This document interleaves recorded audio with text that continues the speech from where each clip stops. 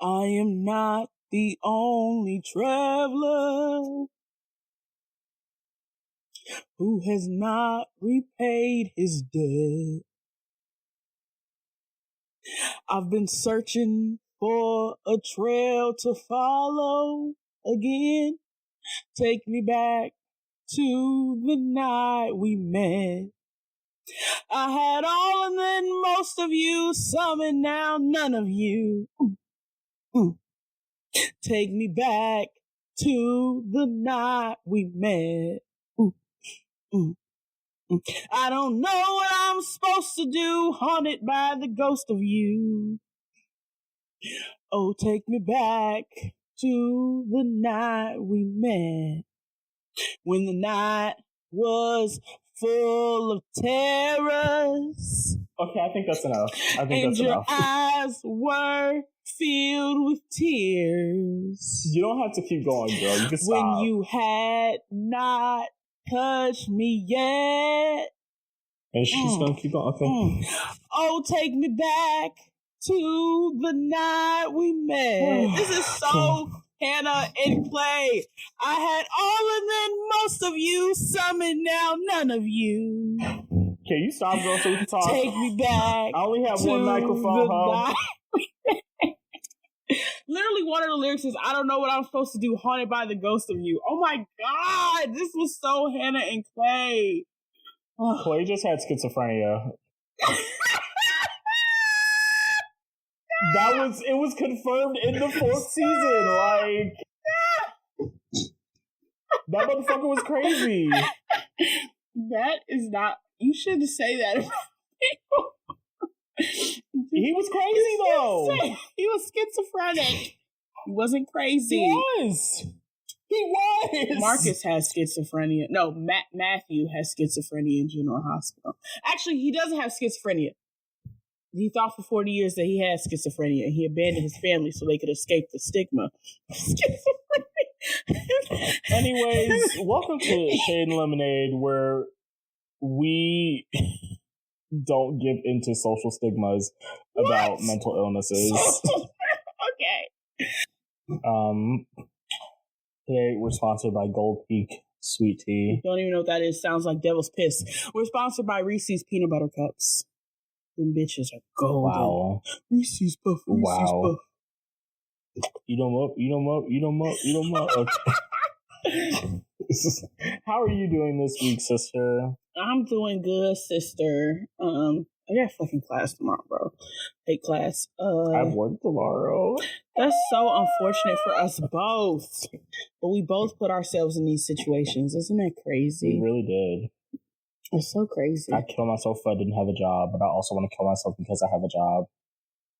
No, I'm fine. Yeah, I just don't want to go to class tomorrow. And that's pretty much it. My week's been cool. I went to YarnCon. I was going to say, I had a great week because I got to see you. I know, like, it's been went to forever. YarnCon, like, but fuck me. You talk about I went to YarnCon like I wasn't standing right next to you. I didn't know if you wanted the streets to know you was there because you didn't want to be in You didn't want to be in any of the evidence that it happened. Because I looked like a bum. You didn't. You look like somebody's mama. I always look like somebody's mama, and I pride myself on that. Exactly. Like, what are you talking about? And I pride myself with on that. With your little cardigan. You look cute. That was literally the only yarn concept or whatever the fuck I had. So I was like, I'm going to wear it. I love that you thought about that. And I know everyone clocked me and was like, that's store-bought. But I actively said while I was there, I don't do No, I remember you told somebody, you're like, this isn't my community. This isn't. It's not. Like, I was there for emotional support only. I don't do none of this. You were like, I'm not putting yarn in this bowl. This is going to be a centerpiece. I was about to lie to these people and be like, oh yeah, this is my most recent couture piece that I did right before coming to the con in 3 days. Like, yo, bum ass. Like, yeah, you know. And you got multiple compliments on it because it was. I know. I was like, oh my God, guys, stop. I will shoot myself in front of you. Stop. But continue. Like, that one girl was like, oh, I love it. I want to touch it. I was like, oh my God, girl, touch it. But everyone at the yarn home was absolutely gorgeous. Right? They were so cute. They were so nice. You know, bar the people that we, I was about to say, copious amount of people that we saw with dreads for whatever some reason. French fingers walking around. That was very unfortunate. But I didn't let it ruin my experience. I did not. I said I wanted to go over there and cut one off, and she said no. Like, I was gonna steal from their stand, and she said no. Like, I deserve reparations for seeing that monstrosity on top of your head. That was, yeah. It's not fair. You can't trust the hippie whites. You gotta stay away from them. But other than that, everything was gorgeous in my opinion. There was like this little table that had like a world of knitted creatures on it, and it was so fucking cute. I think amazing, that was my favorite part. I was just gonna say, I showed my mom and my aunt the pictures and stuff like that. They were, oh my God, I was like, this woman was not playing around. Not playing around. She clocked in that day. I showed my brother, and he goes, is the table knitted too? I said, why are you being stupid? Get out of my face. Why are you asking me stupid questions? The niggas dumb. Children are stupid. Why would you ask? You just ruined my whole mood. You pissed me off. But, you know, I was really kind of pissed that we didn't get a tote bag because I counted. I don't think they gave anybody tote bags. I promise you, they didn't hand out a single tote bag. No, they did, because I saw them. I saw the white woman handing them out right before we got there, and I'm looking at her hand. I'm like, that doesn't look like 100. So there's no way they had 100 tote bags hand out. They had at least 50, and I told you we were 60 in the line. They said, because she said, yeah, we got something you can purchase at the table. My heart dropped into my ass. I saw the tote bag she was handing out when people were going in, but I'm like, there's no, like, the front of the line, we weren't that far away from it. And by the time we weren't at all. And I'm looking behind us, and there's a gigantic line wrapping around the fucking parking lot. So yeah, we were definitely the first 100, but that bitch only bought 50. No, for real, that was actually insane. Like, this is false marketing. False advertising is illegal. But catch me there in 2026. Hey. My week was good up until Friday. Jesus. And then it got great when I saw you, obviously, but you obviously know why it was good on Friday. A long day. So I left for Chicago at 6 a.m. Jesus. And because I like to get there early, because I'm like, this is an extra day. Like, I can do whatever the fuck I want. Like, if my mom wants to take me to see my grandma, we have ample time. Like, I don't play around when I go to Chicago. I'm like, I have to plan everything out so I get the most in this little time that I have. So I leave at 6 a.m. and I'm hoping to get there around 11. But instead I got there at 3:30. You know why I got there at 3:30? Because my tire blew up in the middle of I-80 while I was going 80 miles per hour. So I'm driving, I'm going, and all of a sudden I go, boom! I'm like, ah! I screamed, and I like, there's nobody around me, so I immediately just go over to the shoulder, and I'm like, Lord, please, don't let this be what I think it is. Don't let this be what I think it is. If I get out of this car and I see my tire in shreds, I'm going to cry and jump into this fucking intersection. I get out of my car, and I see the tires in shreds. I have never screamed so loud in my whole entire life. I think I almost jumped into I-80. I looked for a second. I said, maybe I should just do it. And I was like, no. So I get back in the car, and I'm like, okay. And while I'm in the car, I'm on the right shoulder. So the right shoulder is dangerously close to the cars. So as people are driving by, my car is shaking and rattling, and I'm crying. And I think Pure Honey came on. And I think that's like the third time that I've almost got into a car accident with Pure Honey playing in the background. Like, I'm crying, and I'm like, wait. My mom got the insurance, and she said that there's AAA. Is that what it is? AAA, yeah.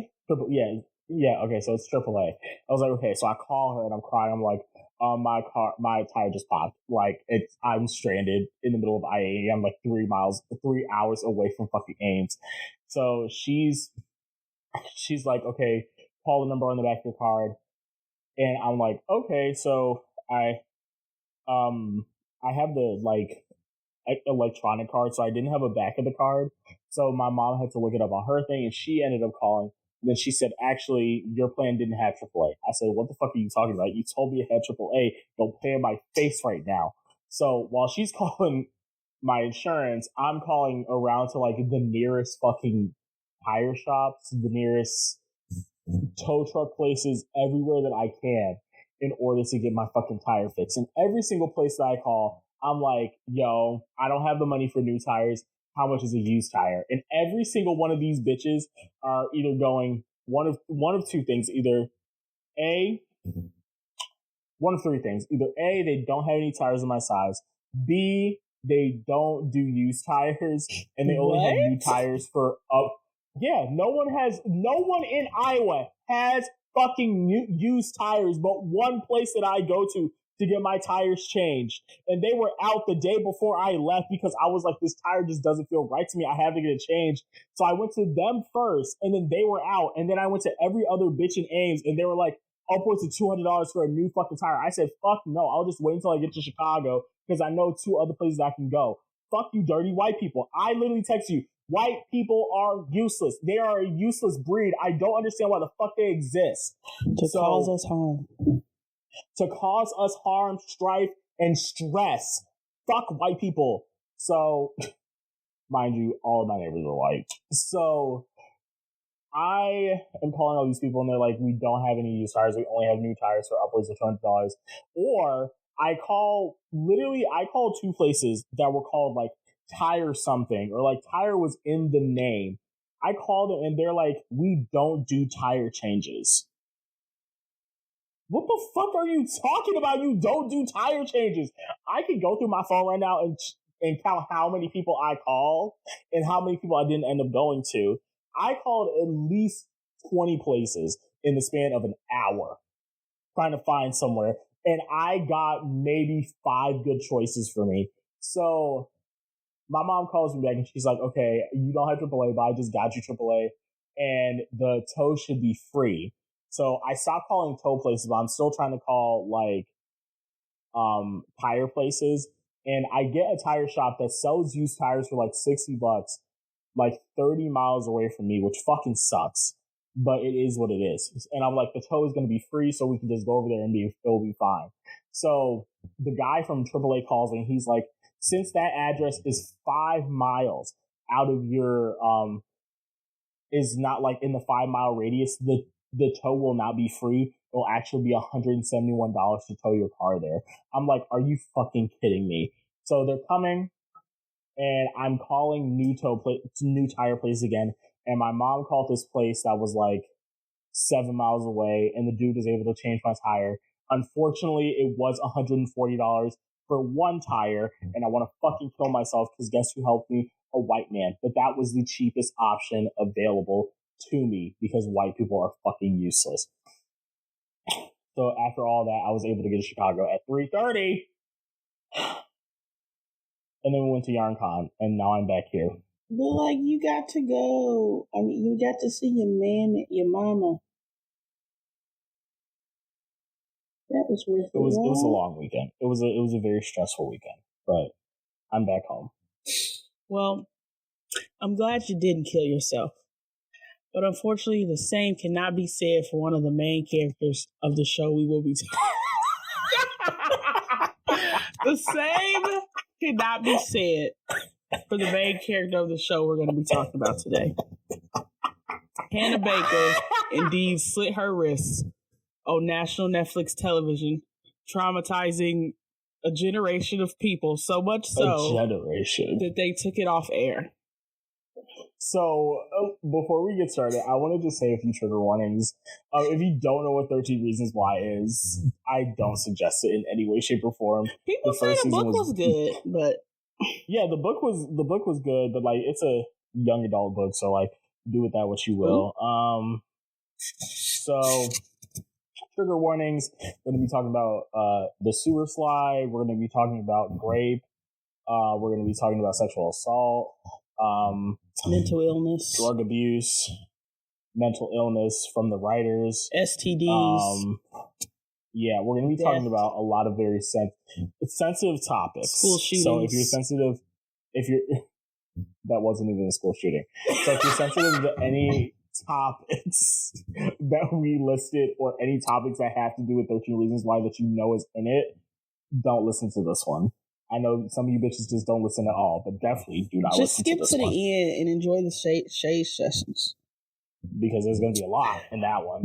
Before we officially start, I just need to, just to let y'all know this. So 13 Reasons Why has 4 seasons, right? I watched 1 through 3 religiously. I was in there like, yeah, we need it. When everybody was like, I'm concerned how this affects our children. I was that person that was like, we need to talk about these topics, guys. I know it's hard to talk about. We need to talk about it. We need to show these horrifying depictions on screen. Children must know. Children don't need to know, guys. I definitely clocked out in season 4. I don't remember season 4, honestly, because I'm pretty sure I clocked out. I think now with my frontal lobe isn't fully developed, but that bitch is getting really close. So now with a little more frontal lobe development, I look back and I think if that show had to be made, it needed to stop at season 1. There was nothing productive that happened in 2 through 4. But so you will be getting opinions from a past stan.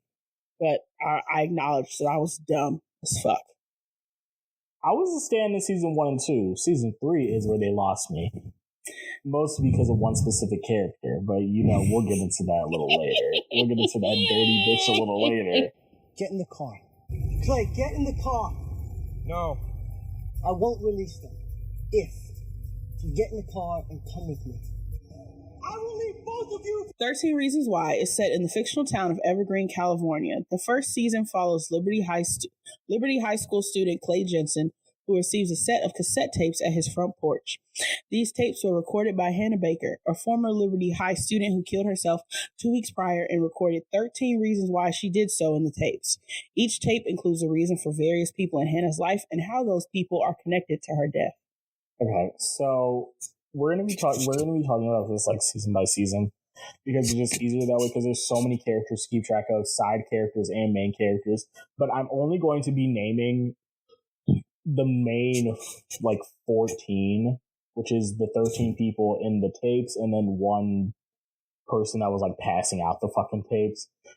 So we have Toy Padilla, played by Christian Navarro, and then Justin Foley, played by Brandon Flynn. Also, I'm going to be reading these in the order of the people on the tapes. Tony wasn't on the tapes, but he was the person passing them out for Hannah after she killed herself.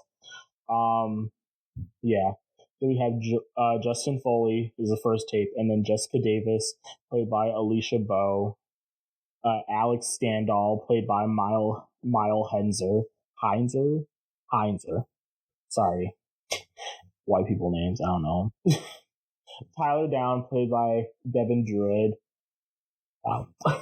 Courtney Crimson, played by Michelle Celine Ange. Marcus Cole, played by Steven Silver. Zach Dempsey, played by Ross Butler, who is fine as hell. Ryan Shaver, played by Tommy Dorfman. Sherry Holland, played by Ajana Alexis. Played JENSEN, the main character, played by Dylan Minette. Hannah Baker, played by Catherine Langford. Bryce Walker, sorry, I almost called him Brendan. Bryce Walker, played by Justin, is it Prentice. And then Kevin Porter, played by Derek Luke. So these are the main people that season 1 is. Oh my God. What? Derek Luke is in the Tyler Perry universe. Yeah. Oh my God. You didn't know that? I forgot That's our who Black played legend. him. I looked up the cast because I was trying to remember if what's his name? Ross Butler was replaced in this show or not, or replaced someone in this show. Mm-hmm. So I looked up the cast and I saw a picture of him with his fine self. Okay. Well, we've already established that Tony's just the messenger. This poor guy just Go back for him. First tape goes to Justin Foley. And the reason he was on the tapes is because him and Hannah were messing around, and she sent him nudes, I believe. And then he spread those nudes around. And also, so Hannah and Jessica used to be friends. And at the time that this happened, they aren't friends, but Justin and Jessica were dating. And Jessica gets raped at a party, and Justin allowed it to happen, essentially. And Hannah was hiding in the closet, so she heard everything. And so that's why Justin is on the tapes. I guess we're not going to say. And in the beginning, I genuinely hated this man. And at the end, I didn't hate him, but I only think that was because the writers made one of the worst decisions not the worst, a really bad decision in trying to redeem him. Yeah. Because I don't think what he did is redeemable. Mm-hmm. Then we have Jessica Davis, who was the second person was on tape 2. Essentially, her and Hannah were great friends, and then they weren't great friends anymore. If there are specifics about that, don't remember. It's been a couple years. I kind of remember. Okay, go ahead. The reason that Jessica and Hannah had the fallout is because Hannah started dating their other friend, which is Alex Standall, who is the next one on the list of tapes. And then Alex and Jess broke up, and it was a really nasty breakup that broke up like their friend group. And Alex pit Jessica against them by putting Alex pit Jessica and Hannah against each other by putting Hannah on a fuckability list above Jessica. I remember the list. And just had a great ass. So that's the reason why Alex is also on the tapes, because he objectified Hannah and used her to get back at Jess. Men suck, guys. Men suck. And then we have my king, Tyler. Your king? The stalker? My king. He wasn't my king in season 1. The school shooter? He was my king in season 2. The school shooter? He isn't a school shooter. He should be. He should be. Honestly, he was justified. He was justified. Tyler, as Deshaun stated, stalked Hannah. Weird shit. But also, so the next person in line is Courtney Crimson. And I don't remember why, but essentially Courtney and Hannah kissed. Initiated by Courtney, because Courtney's gay as fuck. But she didn't want the world to know because she has 2 gay dads. And she was like, they're just going to say my gay dads made me gay. I was like, are you stupid?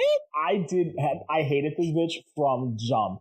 Like, her whole reasoning is so stupid. You have 2 gay daddies. There are gay people in this school. Who is going to give a fuck about you, bitch? You think too highly of yourself. That's the problem. You have such an inflated fucking ego. You don't understand that people have critical thinking skills sommes. And she dressed terribly. And she dressed horribly. She dressed like Rachel Berry. Fucking awful. That's embarrassing. With the collars and shit. That fucking ass bob. If I saw her walking down the fucking... Oh my God, the bob was atrocious. The bob was awful. If I saw her walking down the hallway... hated her. Oh, if I saw her walking down the hallway with that fuck ass bob and that big ass forehead, I would have knocked her shit. Oh my God, Hannah should have beat her ass.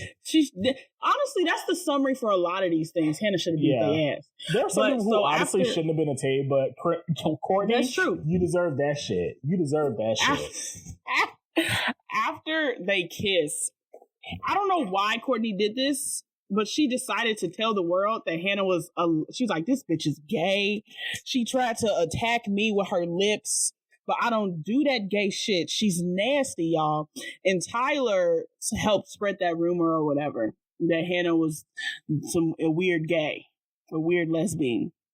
And then we got Marcus, who I just remember his face. I remember him and Courtney being in cahoots, but apparently he objectified and assaulted Hannah. He was a shitty person, so I get it. And then we have Zach Dempsey. Him and Hannah, okay, you have to think about all of this in terms of timeline. Granted, I don't remember the timeline, but Hannah's life, she's in high school, so her hormones are at an all-time high. So when things are bad, things feel like the end of the fucking world, understandably. So Hannah's life was just going to shit. And then she meets Zach. I think they were working together at the same place, but don't quote me. She meets Zach and they become friends. and they like each other. But because of all the shit that's going around about her at school, Zach doesn't want to date her in public. So that just really fucks with my poor girl's head. And then we have Ryan Schaefer. Don't know who the fuck that is. But, oh wait, that's the gay guy. Yeah, the other gay guy in the fucking school, the reporter. Yes. Okay. He published Hannah's private poem. Weird shit. He was and then kind we of have irrelevant. Sherry.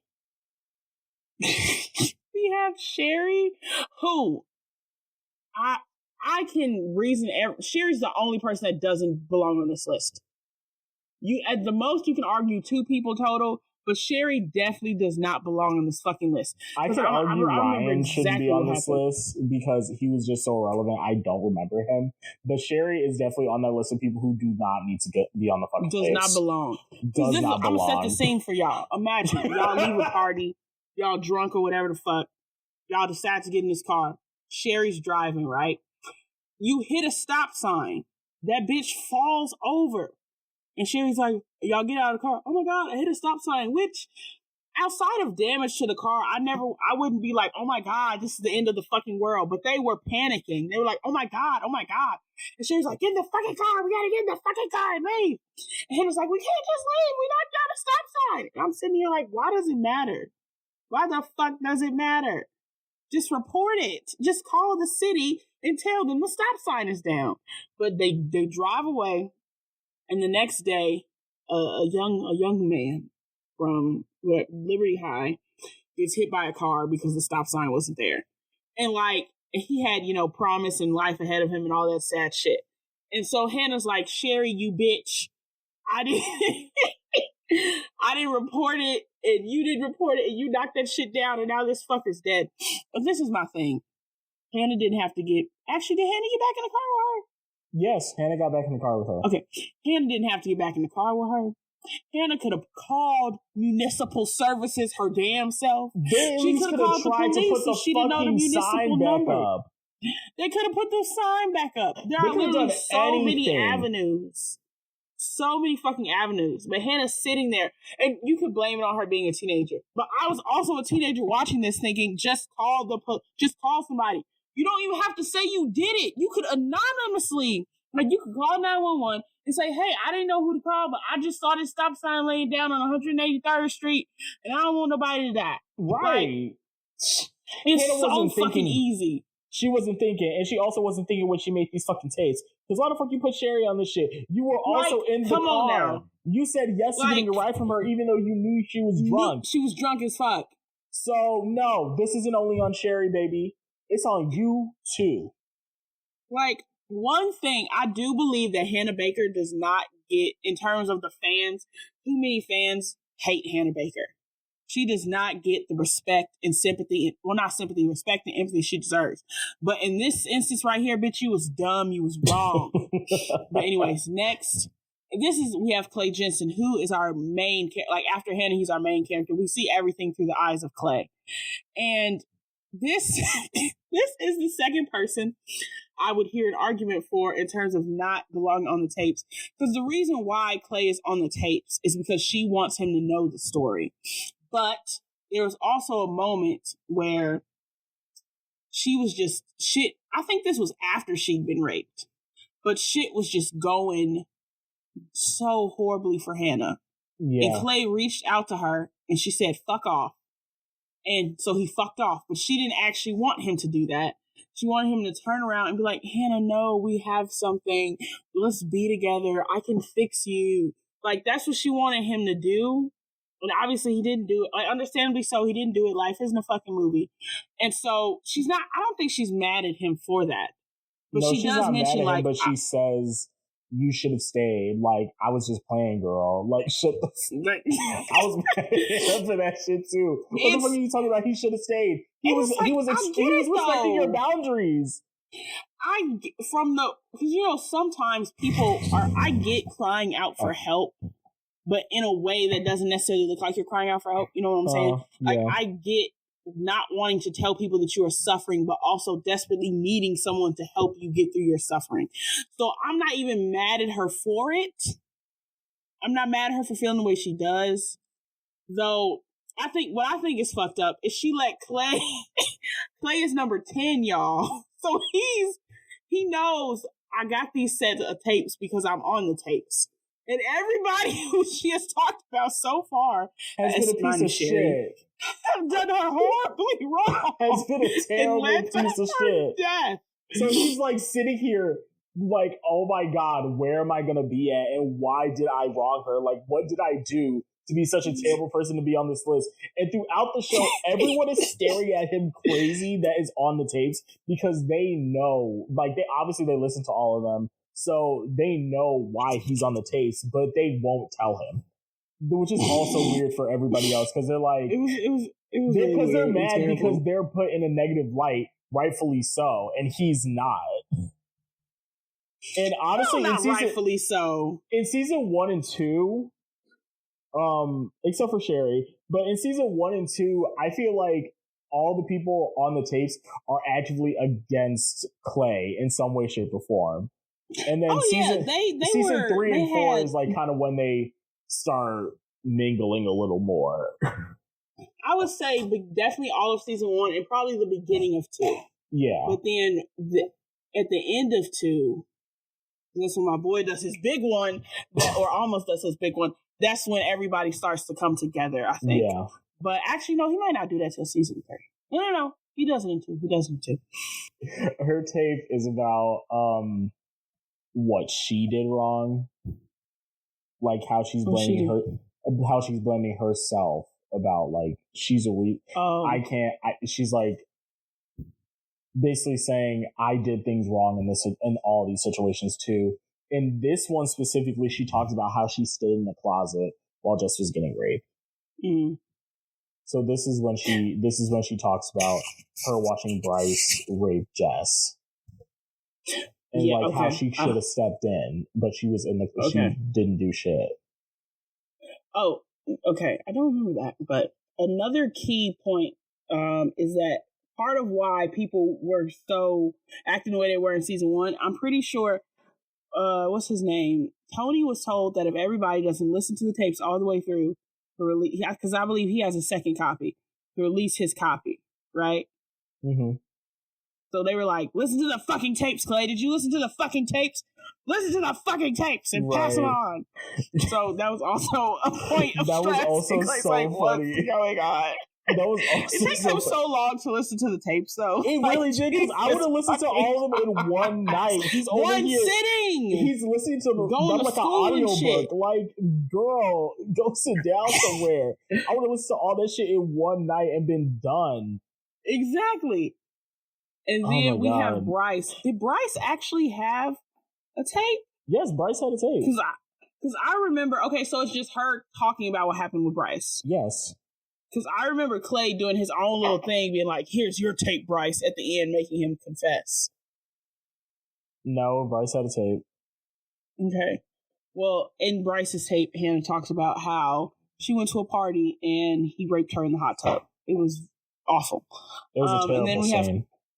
Yes. And then we have Kevin Porter, played by the man from, what's the prostitute movie?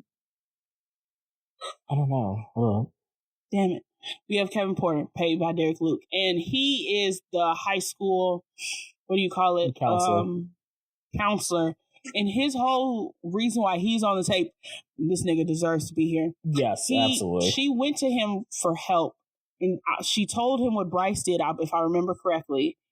And I don't know why this was his response, but eventually his response was move on. Madea goes to jail? Yes, it was Madea goes to jail. Yes. His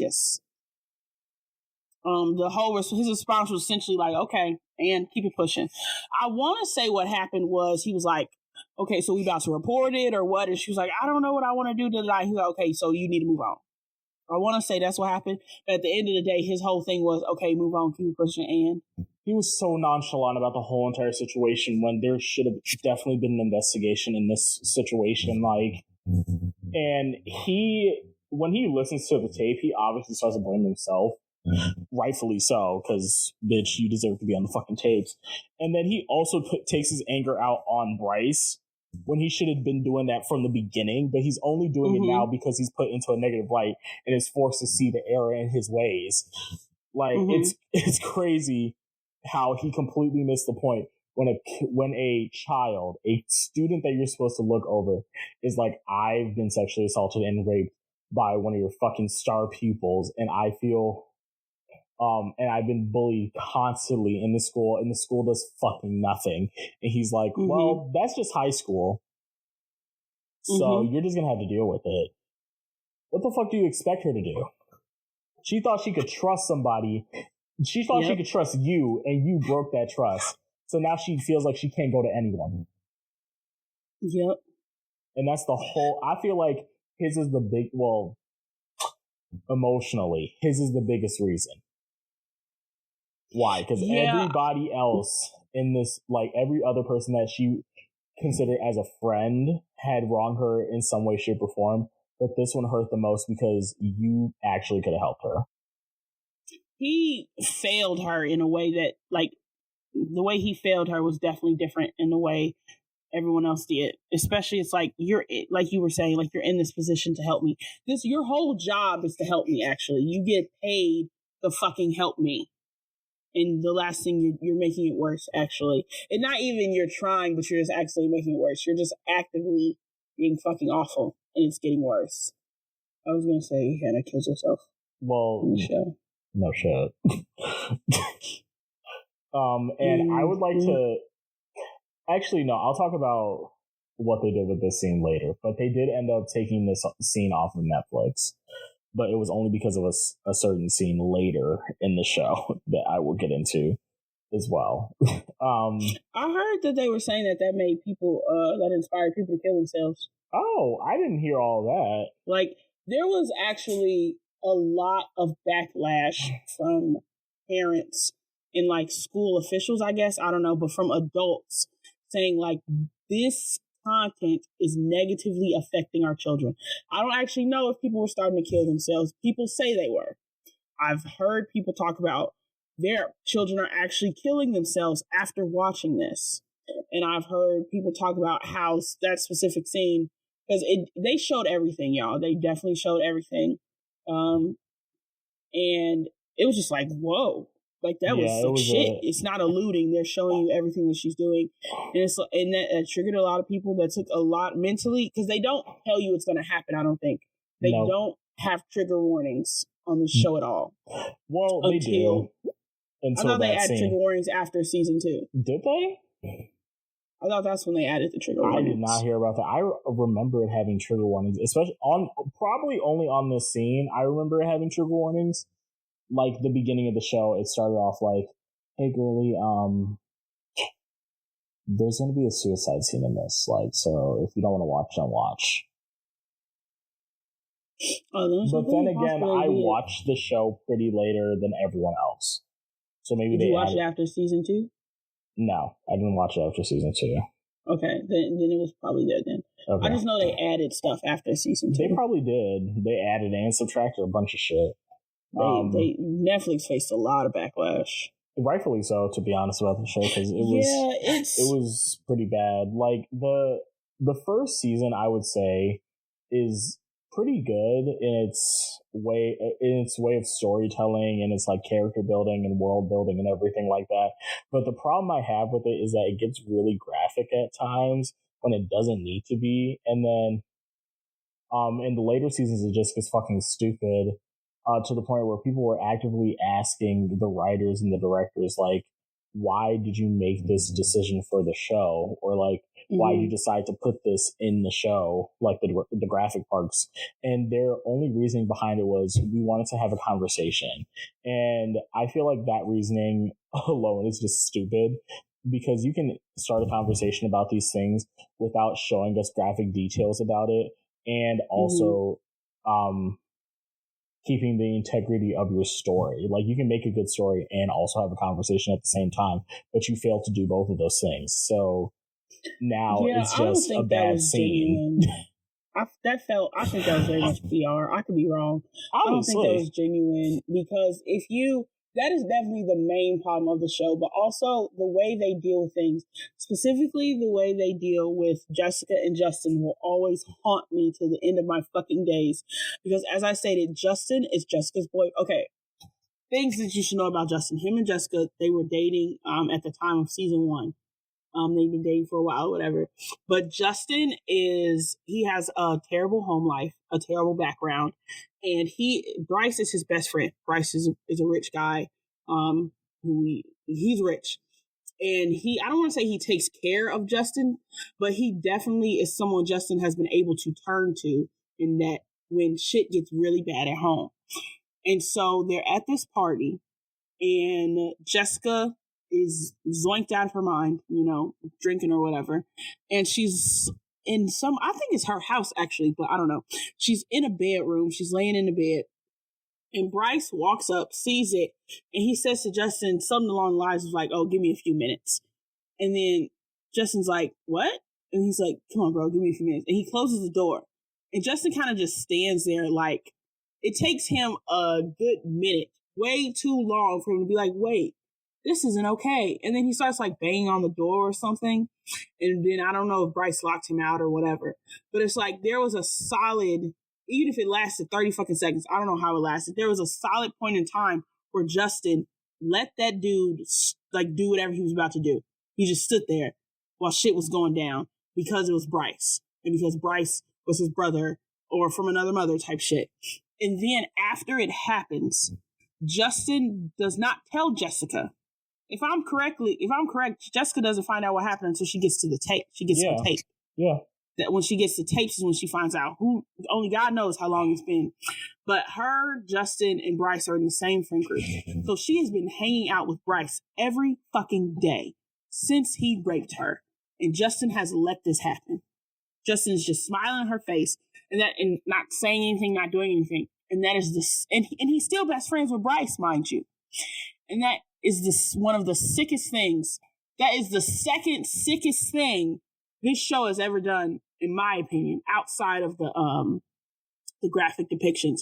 And to make that even worse, Jessica forgives him for what he did. And then in later seasons, they even rekindle their love. And every time I think about it, it makes me want to stab myself in the eye. Because I think to portray this to a young adult audience is fucking sick. He allowed his girlfriend to be attacked and then allowed her to be around her attacker unawares. And then all he has to do is be like, I'm so sorry. I'm so sorry, Jessica. She takes a couple episodes to be mad about it, like feeling all these things. She's like, you know what, Justin? It's okay. I love you. He's like, what the fuck? She's like, I love you. Let's be together. And I'm just like, what the fuck was that? You're getting a little too far into the later seasons, but yeah, that's basically how it goes.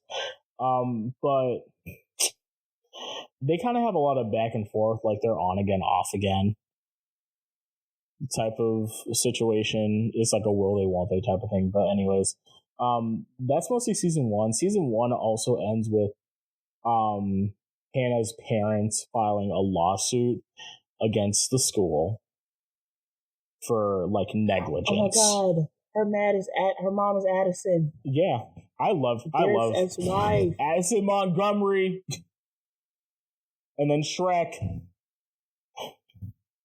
Her dad plays Shrek on Broadway. Oh, okay. Yeah. So, Addison Montgomery ate this role. She ate down. I just felt so bad for her. I felt awful for her, and the husband was shit. The husband, as per usual. I wouldn't say he was shit because they were both suffering together in the beginning. Mm-hmm. But then he just didn't want to continue the fight. With the school, he just wanted to move on. And she was like, "No, these bitches killed our daughter." And he's like, "No, our daughter killed our daughter. We need to move on." I still think he was a piece of shit. Oh yeah, I mean, no, I can't say he was a piece of shit. I mean, I felt bad that they went their separate ways in the way that they did. Losing a child does things to you. It really does. You're talking to Alex. Oh, about what?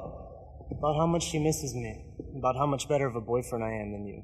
I should wish that she never broke up with me. I smell bad. Oh, fuck you, Alex. Well, it's totally true. She was like, Justin smells bad. And I was like, I know. In the second season, Hannah's parents sue the school district, during which Hannah's tapes are released online. The fallout from the events of the first season and the toll it has taken on the lives of Liberty's high students is further shown. And I just thought about this. So earlier you said that they wanted to start a conversation. So what I said about Justin and old girl Jessica is partially why I think that's bullshit with the way they handle that. But also the way they handle, like, I think it happens more so in season 2 than season 1. But the way people look at Hannah, like, everyone is slut shaming Hannah. What? Sorry, can I say one more thing? No, go ahead. Season 1 is strictly, it's from the book. Like, it's 13 Reasons Why was a book first, and then it got adapted into the series. But the book only covers season 1. After season 1, they're doing everything on their own. Yeah. Like, they're writing all this. They don't get any of this from the book. And there is not another book to go off of, so don't go searching for it if you have not seen this fucking show. Don't go searching for it. But season 2 through 4 is completely freestyle. Go ahead with your point. They pulled it out their ass. But one thing, this is part of why I'm saying I don't think it's genuine, because Clay himself slut shames Hannah. Clay his goddamn self. And that's one of the reasons why, that's probably the main reason why I hate him. He's also a whiny bitch. But, like, maybe I shouldn't call him a whiny bitch. He was going through a lot. No, but, like, that's the main reason I hate Clay. But like, obviously not everyone did it, but at the same time, it felt like every character was doing that to her. And outside of her killing herself before it, and the whole, like, bullying is wrong thing, there isn't necessarily a conversation on why this is wrong. You know, like, I feel like if a show depicts something as this is good and this is bad, we have to explain to people why something is good and why something is bad. Like, it was like, you shouldn't bully people because Hannah just killed herself. That's why you shouldn't do it. But it's like, we don't actually talk about the individual things that happened to her, in my opinion, in depth enough. And then that bleeds into the fandom. I fucking hated this fandom because the amount of slut shaming that went on. Like, this girl did anything other than kiss 2 guys. All she did was like Zach Dempsey. That's it. Like, and I'm just like, people are saying she's for the streets. Why does Clay like? At that point, Zach was the only body she had. And it's not even a real body. Like, they took each other's virginity. That's it. Like, I really wanted to. Oh, they did? Yeah, they did. Oh, I don't recall. I really I wanted to bang my head against the wall being in this fandom. If anybody in this fandom is listening, I hate you bitches. I hate you so much. It just did not make any fucking sense. But season 2... The only thing I remember from season 2 is when Clay screamed at everybody. Was that season 1? When they was in the hallway. And he just started screaming. He screams at a lot of people in a lot of different parts in the show, so it could have been both. It could be both. The only thing I remember about season 2 is the end.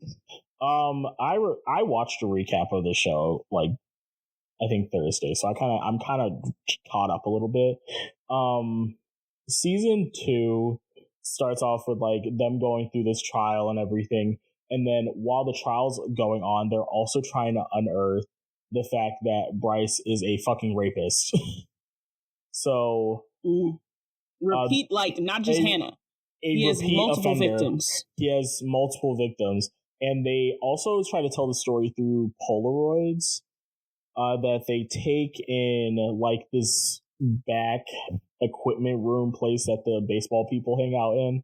And isn't that on school grounds? Yes, it's also on school grounds. That's one thing I never understood. How do y'all have this whole area to yourselves to the point where he is assaulting people in it and nobody knows, holding evidence of it, and just no one fucking knows about it? Right. It's like, that was actually fucking insane to me. That was they tell the story through Polaroids because in this shed they take pictures of the girls that they assault, which is really crazy to me. Unfortunately, the school wins the lawsuit. So they're not charged with anything. They're not held liable for Hannah's death. But I think it's multiple lawsuits going on at the same time. So one has to do with the school, and then the other one has to do with Bryce. And they're trying to get Bryce charged with the rape and assault of Hannah, and also the rape and assault of multiple other girls on school grounds. Including his girlfriend, if I remember Including his correctly. girlfriend at the time, but she doesn't speak out on it. Doesn't she at the very end of No. the trial? No. She doesn't speak out about it, and then they lose that trial too. But then Jessica reports her rape and assault, and Bryce ends up getting like fucking probation or something because he's a rich white man. Yeah, he don't do any jail time. But while this is also going on, Clay is going crazy and seeing hallucinations of fucking Hannah, which is why I say crazy. He's schizophrenic. I remember this happening. This is the first instance of him seeing premonitions, but it's definitely not the last. So I remember this happening in real time because, like Deshaun says, Clay started to see Hannah. Clay was talking to Hannah, like he'd be in his room talking to her. I miss you. Why'd you do this? Stop shit. And the way it was framed, it wasn't like, okay, something is wrong with Clay, if that makes sense. I don't know if they planned schizophrenia from jump. I don't think they did, because it seemed like they were trying to frame it as this is grief, you know? This is just how bad this is, because a lot of it after season 1, it's just about how Hannah's death affected people, or how Hannah's suicide affected people. Yeah. And so this is Clay grieving. And because I think at the very end of the season, they also have a moment where he like says bye to her or some shit like that, because he never got a chance to say goodbye. Yeah. But I remember people being like, this isn't grief. Like this man is hallucinating. He's hallucinating, bro.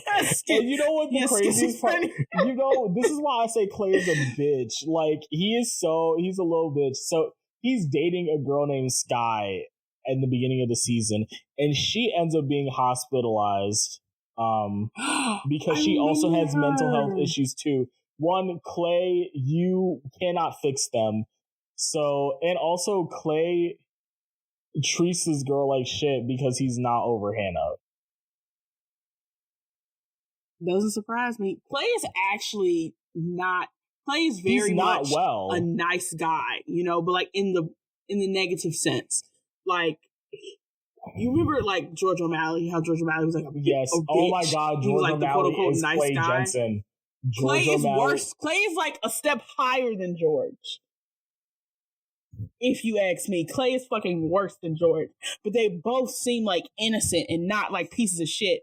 But they're actively horrible fucking people. Yeah, they are. And then while that's also going on, there's Tyler in the background getting ready to relentlessly bullied. Like, it's so bad. And they instead of actually helping Tyler, the school puts him in like a remedial classroom group or whatever the fuck. And it's like he has to learn how to work with others because they think that's why he's getting bullied, not because the students at this fucking school are fucking insane. Monty, you're fucking insane. He was kind of a loner. Yeah. So I guess they were like, hey, let's get you social skills. But he is being bullied by Bryce's friends. I don't know. I feel like they partially they were bullying him in general, but I also feel like they partially blamed him. They were mad at him for something. Like Monty specifically was mad at him for something. I feel like it was in relation to Bryce, but obviously you can't fucking quote me. Maybe he said something at the trial that was anti-Bryce, because Monty, y'all, that nigga, he wanted Bryce so bad. Oh my God. He wanted Bryce so fucking bad. He for Bryce so bad. He loved that man. Stop. I'm just like, for what? No, not platonic or romantic. I couldn't fucking tell you. He loved him some Bryce. That's all I could say. Him and Justin, you know, in the beginning, I'm like, what hole does Bryce? It was giving Olivia Pope. You know, the way Olivia has people that don't play about her. They were not playing about Bryce. But the thing is, what did Bryce ever do to deserve this level of loyalty? And are we ready to show him? Oh, to talk about, yeah. So, this scene. Well, actually, let's build up to it first. So, Tyler, I forgot why he gets sent to like military camp, or like it's like a military therapy camp thing, because he comes back with his head shaved and he's so basically Tyler gets sent to to therapy or whatever, or a mental institution, because he has like a mental break or whatever. And when he comes back, Monty confronts him in the bathroom, and Tyler tries to kill this man with kindness. Like, throughout this whole entire season, Tyler has been like stockpiling guns for what reason we don't know, but it's just like he's stockpiling guns and he's practicing shooting guns, but he didn't go to this point yet. He tries to kill Monty with kindness. He's like, Monty, I understand you're in a tough situation right now, but so am I. But so can I please just go to my next class and we can just forget any of this ever happened? And Monty's like, bitch, you're not high and mighty, and like starts beating his ass. He pushes his head into a fucking mirror and then like shoves his head into a fucking toilet.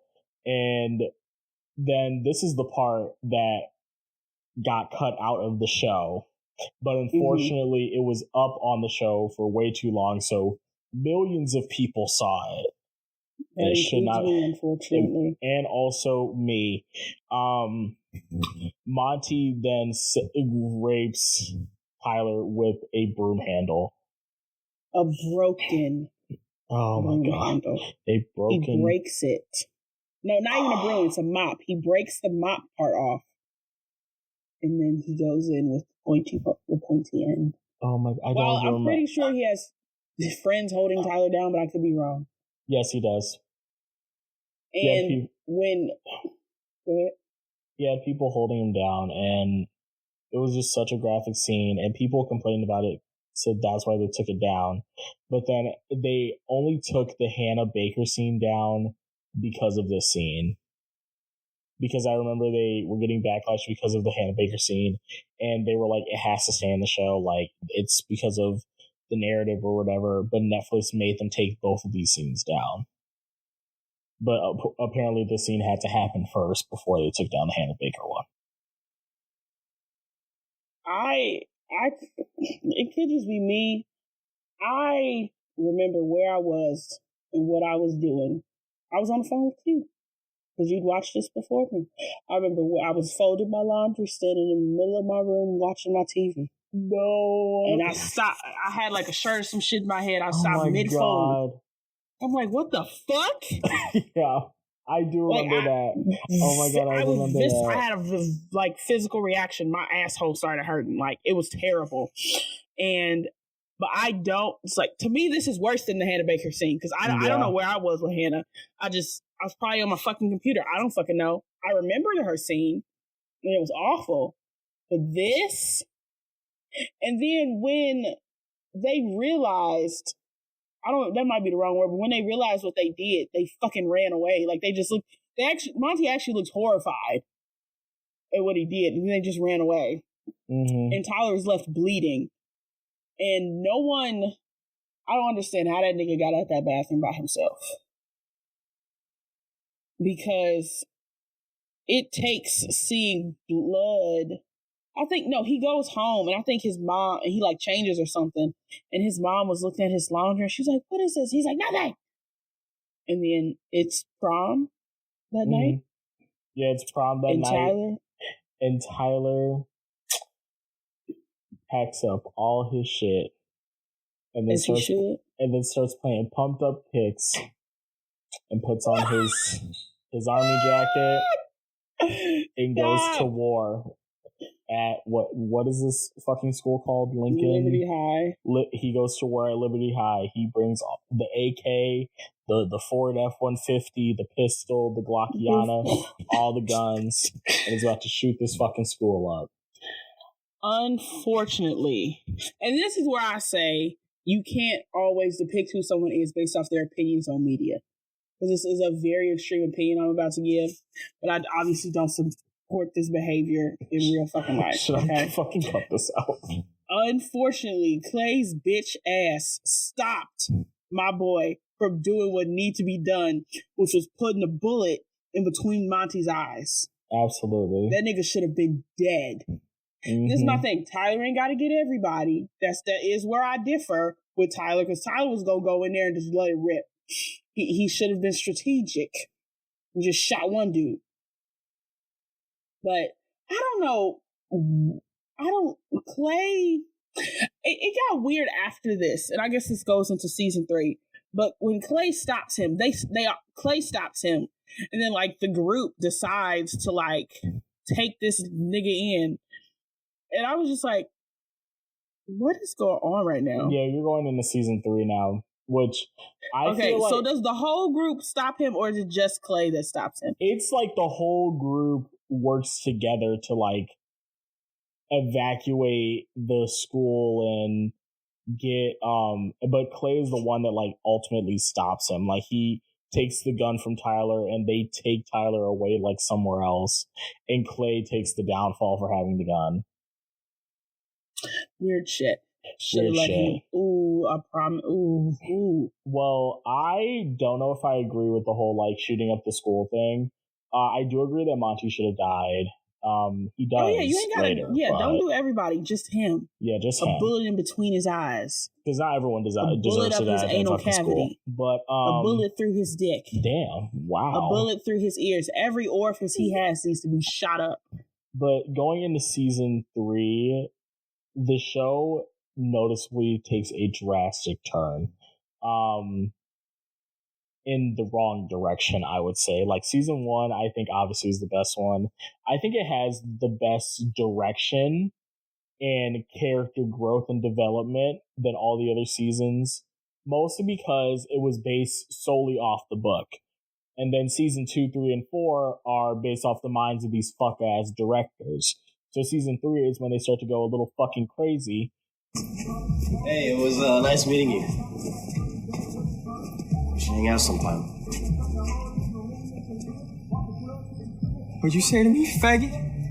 The 3rd season takes place 8 months after the events of the 2nd season. Ani Achola, a new student at Liberty High, narrates the season as Clay and his friends struggle to keep Tyler's attempted school shooting a secret and to help him in his recovery. Tensions rise among the tape's subjects after Bryce is killed, with Clay as a suspect. In the wake of his death, Bryce's past actions and the person he has become in the aftermath of the release of Hannah's tapes are examined. Now, I think this is... In this season, 2 things happen. Because does Monty fuck that one guy in this season? Yes, Monty ends up coming out to the audience in this season. To the audience. 2 things happen in this season. 13 Reasons Why decides to attempt to redeem 2 rapists through the eyes of people that are not their victims. So, Ani, that... No, I don't want to get into Ani yet, because I got too much to say about her. I got too much to say about her.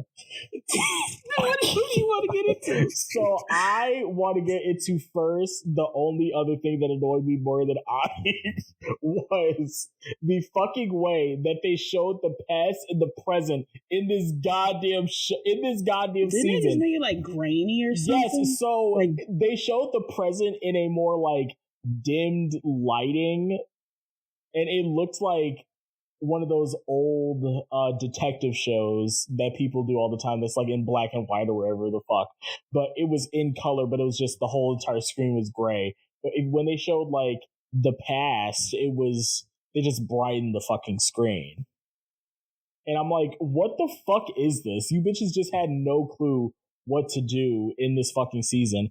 And the reason I hate this fucking season the most is because they try to redeem Bryce specifically. Bryce, to our knowledge, has raped and assaulted multiple women. I'm not saying that he only assaulted one person. He has raped and assaulted multiple women. So what has to be redeemed in this character? What needs to be redeemed? I'm very confused. Not only that, he doesn't even do anything redeemable in this fucking show, other than it shows that his parents are actually shit, crazy, insane. He has it's not daddy even and mom. His parents. It's just his granddad. His granddad is a piece of shit. His dad's a piece of shit too. Shit. Right. Oh, he had a dad? Yeah, he had a dad too. The dad left in the beginning. So... And it's just... And that's it. Like, oh, it's tough for Bryce at home. And do you want to know who sympathize? Who is... This is why you have to be educated on race and optics. Because the person that sympathizes with him is not only a young black girl who is... I believe her mother immigrated from somewhere. It's a young black immigrant. A young black immigrant. She is her mom is his fucking maid. And he treats her mom like shit. Like her mom, like the only reason she's at this house is because her mom fucking works for him. She's only around him because she has to be around him. She physically cannot be anywhere else. And she knows everything, guys. She knows who he is. She knows what he's done. Does she know about all the girls? Probably not. She at least knows about 2 because it's public knowledge. Truly, honestly, Bryce doesn't do anything to be redeemed in this season other than it shows his fucking backstory. But anything else he does, he interacts with other characters that are known to be against him. Like, he interacts with Justin, he interacts with Alex, he interacts with, Ryan Dempsey? Is that his name? Oh, Zach Dempsey, sorry. He interacts with Zach. He interacts with Mos and Tony, and he helps all these people in some way, shape, or form. But the way that he helps Alex and Justin is that he gets them addicted to drugs. He gives Alex steroids that makes Alex fucking go crazy. Oh, sorry. We forgot to mention. Alex tries to kill himself at the end of season 1 and is recuperating in season 2. Doesn't he break his leg or something? Like he has a fucked up leg now, basically. Yeah. And he's like trying to build up his strength, and he feels like weak and frail. So Bryce gives him fucking steroids, and then Justin is having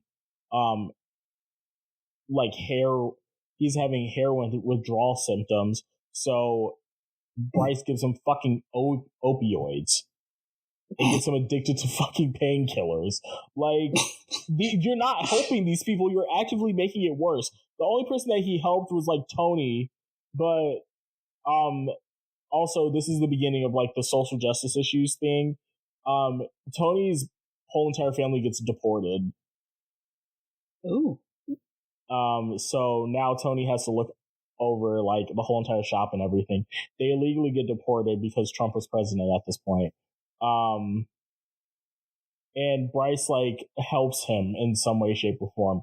But other than that, Bryce doesn't really do anything else redeemable. And he ends up dying at the end because Alex killed him.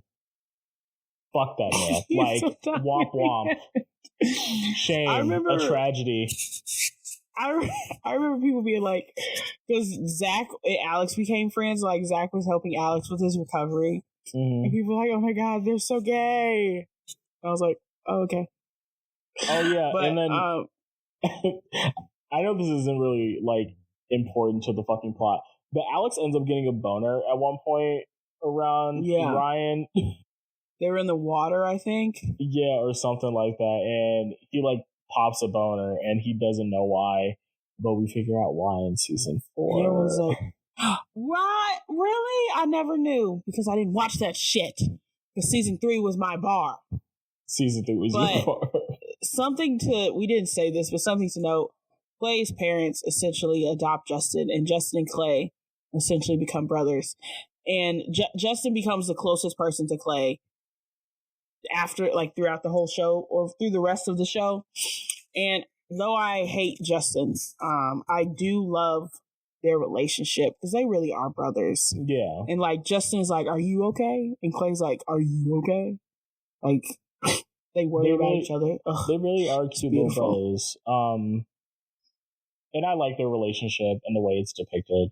Like the ups and downs. Like, that's probably the really one good. Positive thing from the show. Very few positive things came from the show, but that relationship That was really beautiful. Good. But I feel like I guess it's time to get into her. Okay, fine. Let's go. Basically, guys, as we've already introduced Ani. You are so ready. I think it needs to be known that I've only hated two fictional black women my entire life. One is Vanessa from Gossip Girl. Hate that bitch. Hate that irrelevant bitch to the day that I die. And two is Ani, whatever the fuck her last name is, from 13 Reasons Why. Because, again, they try to redeem two rapists through the eyes of people who do not know them. Through the eyes of people who do not know them for how we know them, I should say. Because Ani joins the school. She even starts fucking dating Clay. But before she dates Clay, you know who she starts kissing on? Who she starts having chemistry with? Fucking Bryce. And there gets to a point where she is defending Bryce to Clay and the others. Wait. Before, another reason to hate Ani, before all this happened, she's just nosy as fuck. Like, to this day, I don't understand how she got into the group. Like, she, brought herself in, and she's like, I'm a part of everything. Bitch, you didn't have a tape. You ain't a part of shit. But her and Bryce are connecting, and, she's like, you guys just don't see him the way I do. Like, he's a good person. His dad and his granddad bully him. And it's just like, no, he's not a good person. He has a fucking paper's worth of victims. You could fill a piece of paper with the names of his victims. You could fill a photo album because he took pictures of it because he's a sick bastard. And you never actually see. Obviously, I'm assuming at one point he says sorry and all this stuff, but it's nothing ever happens where it's aha moment. I realize I'm a piece of shit, you know? I realize I'm fucking awful. I realize what I did. Because in season 1, I think it's at the end of season 1, or if it's at the end of season 2, just correct me. When Clay confronts Bryce about fucking raping Hannah, Bryce is very much, he's still being a bastard about it, a nonchalant bastard. And it's just and he's like, she wanted it. And I'm like, you're holding her arms down in the hot tub, but she wanted it. And this is who Ani wants. The fucker who held a girl's arms down. And traumatized her so bad that she killed herself. Record. It's public record. It's known that he's done these things, but she's still actively pursuing him. And they fuck. And the mom throughout the whole entire thing, this is I revere black women, older black women, and their word is mostly law most of the time. Sometimes when it comes to religion, girl, no. But other than that, most of the time their word is law. And throughout the whole entire time, Ani's African mother is telling her, do not fuck around with this white boy. Not because white people are... He's a demon! He is a white demon! Not because white people are demons. That too. But because I've looked him up, I know the history of this family, and I know what the fuck he's been doing in this goddamn town before we got here. So do not fuck around with this little white boy, or I'm going to beat your ass. And what does she do? Fuck around with this little white boy. And she ends up beating her own self up because she's fucking stupid. Her whole entire existence in this show is irrelevant to me. I don't understand why they had to bring her into the fucking show. It doesn't make sense. Why the fuck are you here? You're only here to push the narrative, and the narrative's bad. Exactly. Her whole point was to be devil's fucking advocate. The fact that her and Clay date after this, actually, I wanted to bang my head against the wall. I wanted to kill Hannah, who supposedly, he acted like Hannah was the love of his fucking life. He knew her for a few months, but apparently she was the love of his life. Right. And you cozying up with the girl who was cozying up to Hannah's rapist? When I tell y'all, Ani spends the season going to people who have known Bryce for years, who have been victimized by Bryce, saying, you just don't know him like I do. You didn't see this side of him that I saw for 5 fucking minutes before I fucked him. It was 8 months. It was 8 fucking months that they knew each other. And she's like, he is the best man in this fucking town, and nobody can tell me otherwise. You didn't even know him before. Changed. You didn't know him before to see how he changed. So how are you going to say that he's changed? And I just think, and this is back to, I don't believe these bitches actually wanted to have a conversation, because why are you redeeming a rapist? I do think there are some things that people can never come back from. rapist one of them? Why are we redeeming a rapist? And again, this is not their first offense, because second time they have Monty fuck some guy at a party, and he comes out to him, and the guy's like, "We can do this anytime you want." And Monty's like, "I can't be gay. I'm not gay." And it's like, oh, internalized homophobia. Is that why you raped Tyler? Oh my god! And wait, does that get into season 4? What? What happens to Monty? Technically, what happens to him happens in season 3, which leads to another irrelevant character in season 4. Okay.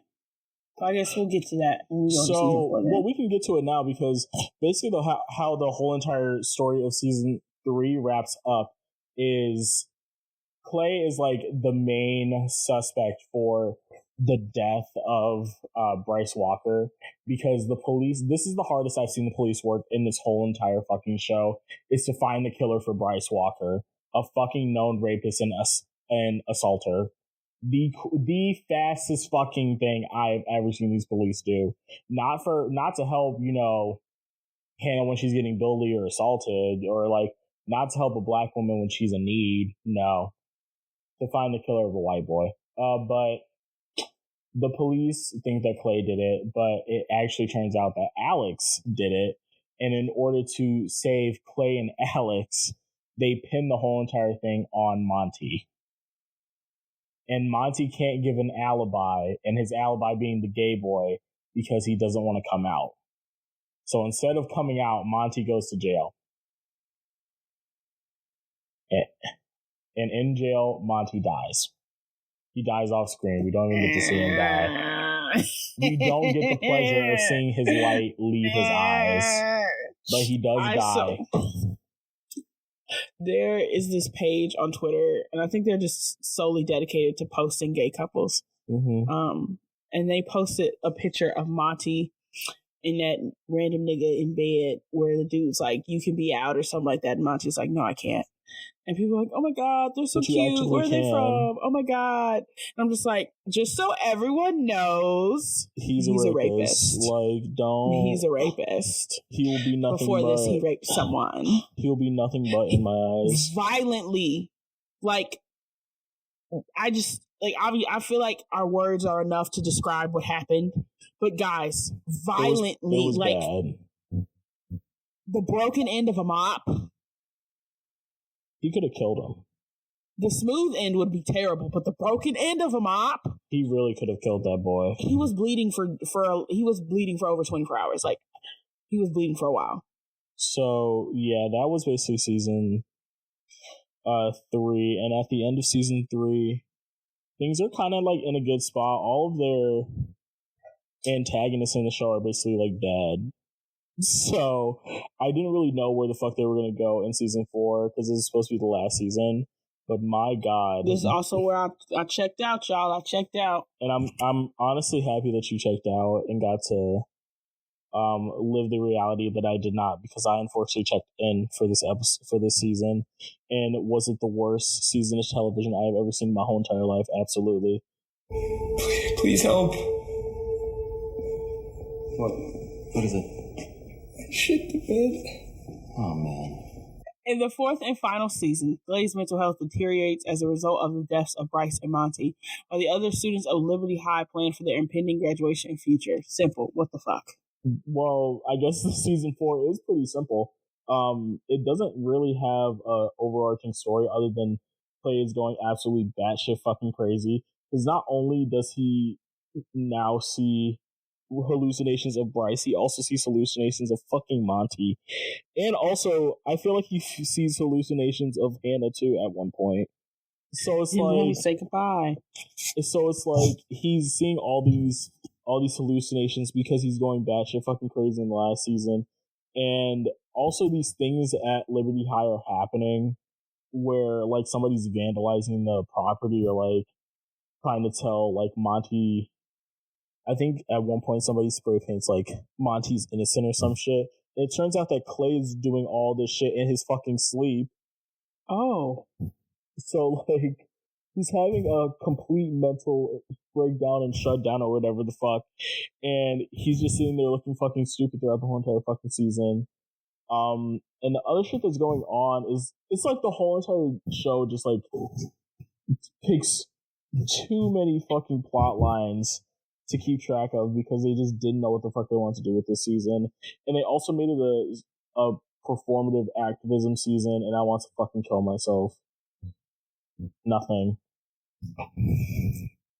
Also, another thing that they do, I already brought up the performative activism in the show, but one main thing that they do is Justin and this new character, Diego, get into this fight in school. And the schools now have, like, police officers and metal detectors and everything. And since it's, like, an affluent white school, people start to go fucking crazy. And the police officers end up pulling a gun on the black student, Diego. And because of this, they have, like, a protest at the school. Was it led by Jessica? Yes, it was led by Jessica. It gives Jessica. And Clay also blows up the principal's car at this protest. They have the same principal all 4 seasons. Yes, all 4 seasons they have the same principal, and that guy needs to be fired. Fired. He needs to be fired. And another reason he needs to be fired is because he also does something crazy in this fucking season too. You know what this bitch did? Assaulted a student. Well, he did that, but Jesus. he also did a fake school shooting with blanks, with fucking gun blanks. So he shot the blanks into the air in the school and put the school on fucking lockdown and traumatized everyone. Didn't tell a soul about this fucking drill. And then Clay figures it out and, like, rightfully so, cusses him the fuck out. But then Clay again goes crazy and grabs one of the police officers' guns and starts waving it at the principal. Jesus. But he's still, and you know the craziest part about this, Clay still ends up going to college at the end of the season. What's wrong with going to college? People with schizophrenia can go to college. It's just he did so much shit in this season. I don't like he's looking for colleges while also blowing up cars. And like this is known. He's done so much shit this entire, like, why the line for me in terms of like something's wrong with Clay, honestly something's wrong with all of them when they all decided to band together and like babysit Tyler. Also I forget, that's like season 3. We just forgot to bring that up. I completely forgot about that. And then Tyler completely becomes dependent on Clay. Like, he can't breathe without Clay. Right. And I kind of love Zach for this. He said, bitch, I won't tell anybody about this, but I am not babysitting a grown man. Like, no, I'm not doing it. He's like, y'all can watch over the fucking maniac, but I'm not fucking doing it. Like, that's insane to do because if you actually care about him, he needs more help than you can provide. Right. Like all they do is put him in boxing and apparently he's better, but like, I don't believe that. You don't believe that? I don't believe that. And like, I just thought about this, but I'm pretty sure his mom saw the blood in his like underwear or something, right? Right, yeah. Does he tell his mom what happened? Because I don't remember. I think he does. Like, what is that? And he was just like, fuck off! I think he does. I don't think he tells her then, but I'm pretty sure he tells her at some point. And I just remember thinking, like, that you just gonna accept that? Yeah, no. There's blood in your child's undies, and you're just like, okay. I would be asking questions. You told me to shut the fuck up, so I'm gonna shut the fuck up. I would be asking fucking questions. You're out of your mind. Don't talk to me crazy like that. I'd be like, hey, son, we're going to the grocery store, and we're going to go to the fucking hospital. Like, don't why are you anally bleeding? Right. So yeah, they watch like Tyler throughout season 3 and 4, and then also this is like a weird fucking plot line. Like, I'm jumping around with the plot lines because this is literally how they present. They present in weird fucking ways. Tyler, like, they start keeping Tyler on like longer leash so he's able to like move around the world by himself. but Tony's still keeping an eye on him, and they're noticing that Tyler is like collecting guns and looking up guns and shit. So Tony is thinking that Tyler's going to shoot up the school again. So when the school shooting thing happens, Tony just like tells the nearest adult that Tyler's probably going to shoot up the school because he tried to shoot up the school before. So Tony's like freaking out because he told on Tyler and it ended up being a drill. But then the police are like, oh no, Tyler's like fine because he's helping us with people who are like trafficking guns in this. What? This is not a joke. Like he's basically a deputy or whatever helping the police with gun trafficking. With gun trafficking, yes, the high school student, and that's why he's been looking up guns and shit.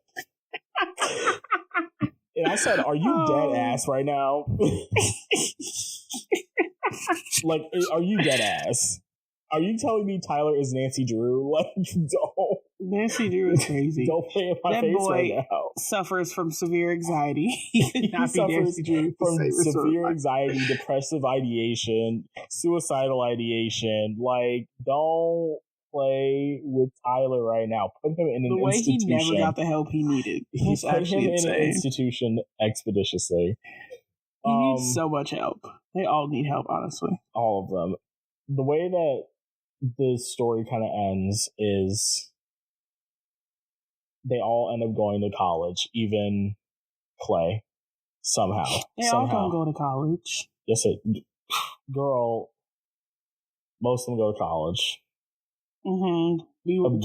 Keep it right. Most of them go to college, but throughout the series, like I said, Jess and Justin have had this like back and forth on if they would date or not. And it finally comes to a head at prom when Jess is like, okay, I'm going to choose Justin and he's going to be my man to the day I die. And they have the dance and like everyone's dancing or whatever. But then Justin falls out and he like faints on the ground. And they take him to the hospital and Jess is like, so I have AIDS. And I didn't tell anyone because I was embarrassed because I had to sell ass in the corner and I was using dirty needles and that's why I have AIDS. Jesus. And I really have a problem. I thought it was the dirty needles. No, it was the ass and dirty needles. I made sure. And I was like, I'm going to be pissed if they said he was just selling ass and that's the reason he had AIDS. When we all know good and goddamn well he was injecting fucking black blood into his bloodstream. Jesus. I'm not telling a lie. What do you mean black blood? You don't get the reference and that's sad. Oh, okay. It's an anime reference. I don't do drugs, I'm sorry. It's an anime reference. I'm sorry, I don't do drugs. The girlies that get it. The girlies that get it are illiterate. Next. That bitch. But yeah, the way that they present his death is so fucking stupid. And I want to kill the writers just for this. Just for this. Because in no way, shape, or form did he show signs of having HIV and or AIDS untreated. So what are you talking about? What are you talking about? That he is walking around here dying now, and he dies within the span of 2 days.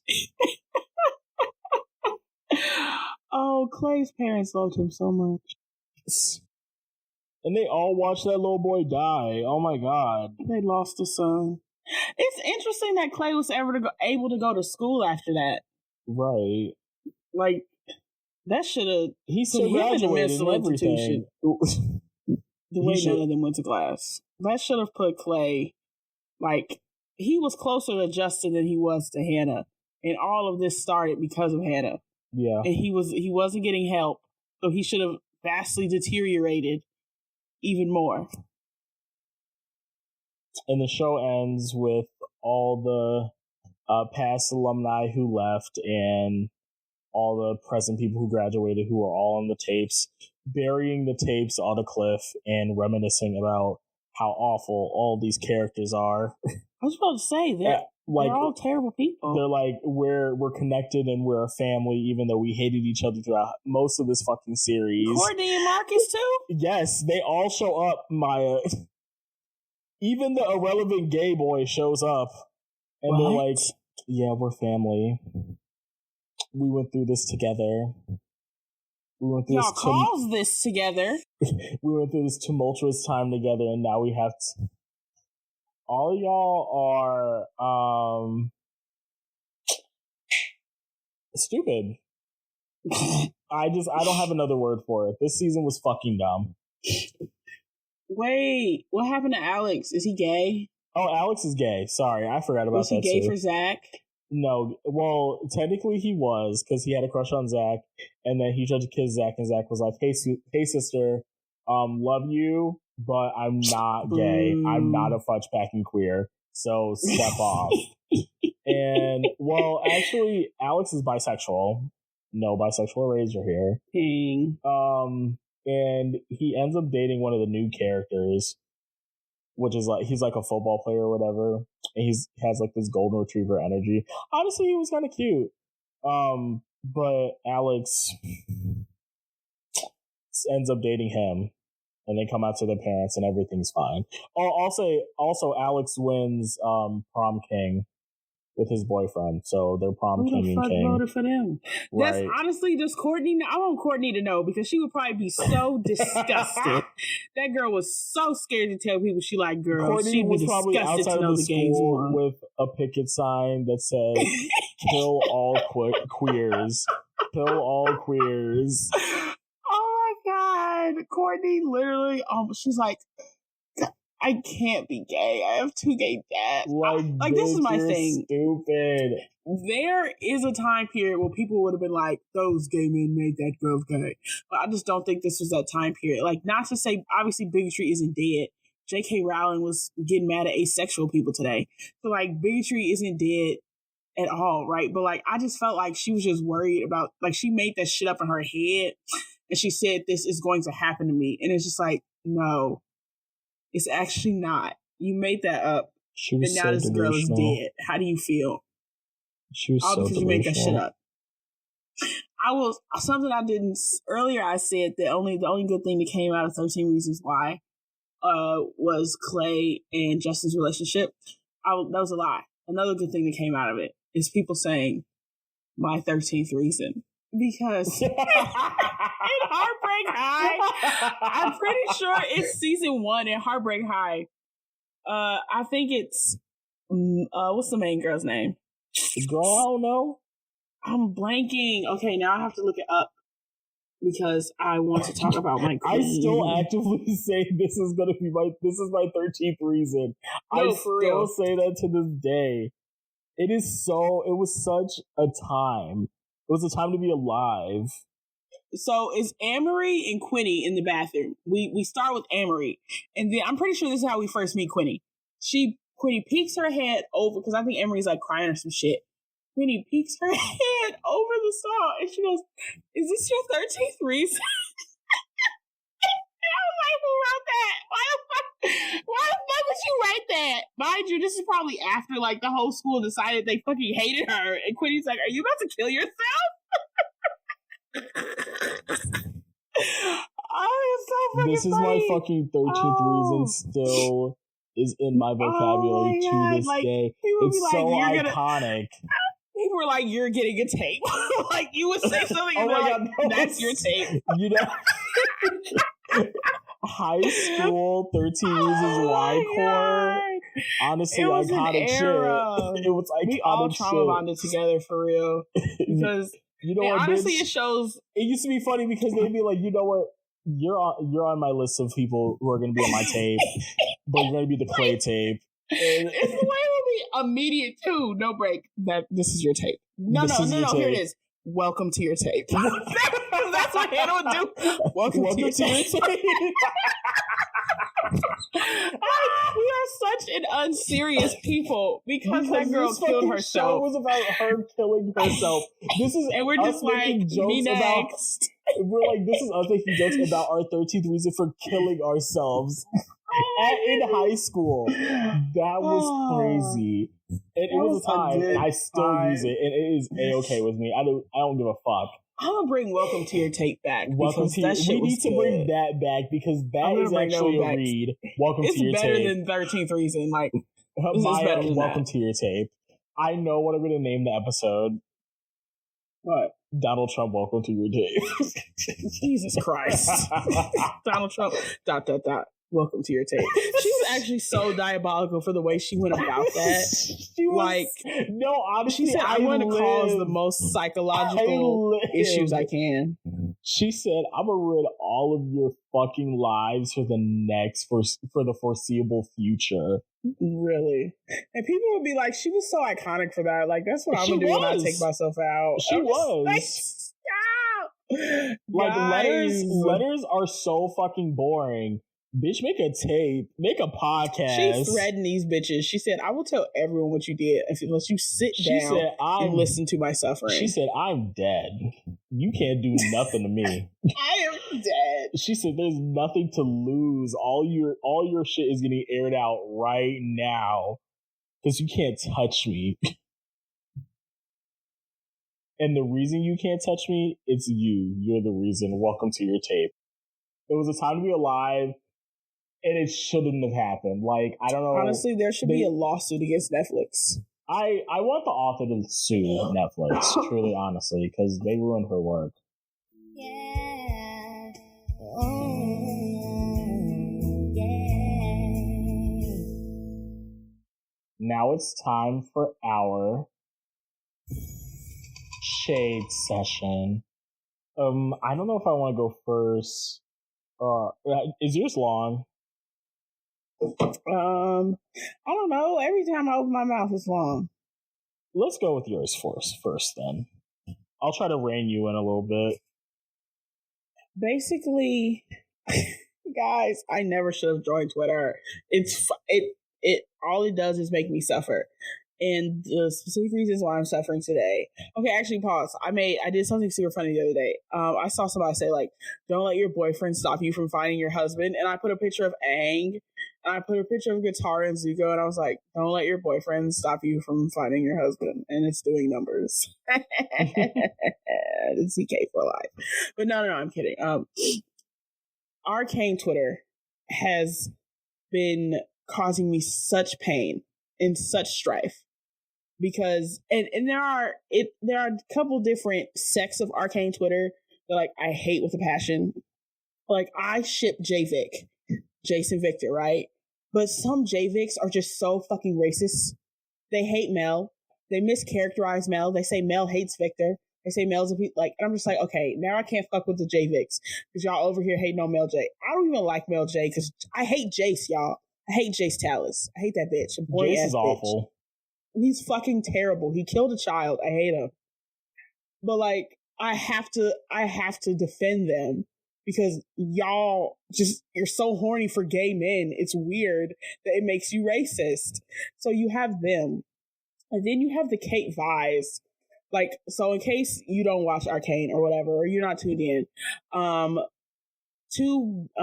of the biggest relationships from Arcane is Time Bomb, aka Jinx X Echo, and they gave them a song. There's a song 100% associated with this ship, and so they released a music video for them with the song, and I think they released another version with Coldplay of the song, if I'm remembering correctly. And so, like, Time Bombers were having the time of our fucking lives, and then you have Kate Vise going, of course they're going to uplift their only straight ship. They hate the gays. And it's just like, okay, now you're fucking pissing me off. But then there's a specific sect of Caitlyn Kierman fans. And when I spell Kierman, I spell it with 3 Ks in the beginning because that bitch is a fucking fascist. A racist fascist. I fucking hate her. They think that she is peak. And it's like, okay, that's your girl. She's awful, but that's your girl. That's fine. I've seen people say that Caitlyn is everything she's done. Like, it makes sense. And those same people will fix their lips to say Jinx is a fucking terrorist and needs to be put down. And it's great that she's dead. And I'm like, wait. So it's okay. Like I've seen people specifically say, if my mom had died, it would have been worse. I would have blew you bitches up. And I'm just like, okay. So Caitlyn lost one mother, one parental figure. So she has the right to go gas Zahn. And I think it is, and people love to be like, she only gassed the Kim Barons. I think it is essential for you guys to know that if you release gas into the air, that bitch is going wherever that bitch wants to go. Like when you fart on one side of your room and then you walk away and it ends up on the other side of your fucking room because gas spreads and there's nothing you can fucking do about it because that's just the nature of the element. I need y'all to know that. People are like, she only did it to them. Even if the gas didn't spread, which it did because that's how gas fucking works.